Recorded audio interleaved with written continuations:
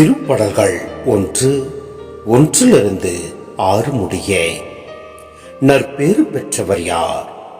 அவர் பொல்லாரின் சொல்லின்படி நடவாதவர், பாவிகளின் தீய வழி நில்லாதவர், இகழ்வாரின் குழுவினில் அமராதவர். ஆனால் அவர் ஆண்டவரின் திருச்சட்டத்தில் மகிழ்ச்சியுறுபவர்.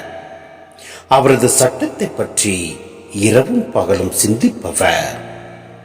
அவர் நீரோடையோரம் நடப்பட்ட மரம் போல் இருப்பார்.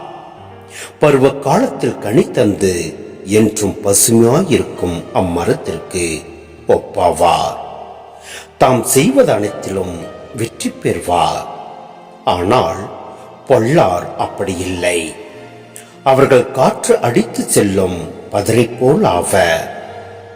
பொல்லார் நீதி தீர்ப்பின் போது நிலைநிற்க மாட்டார். பாவிகள் நேர்மையாளரின் மன்றத்தில் இடம்பெறார்.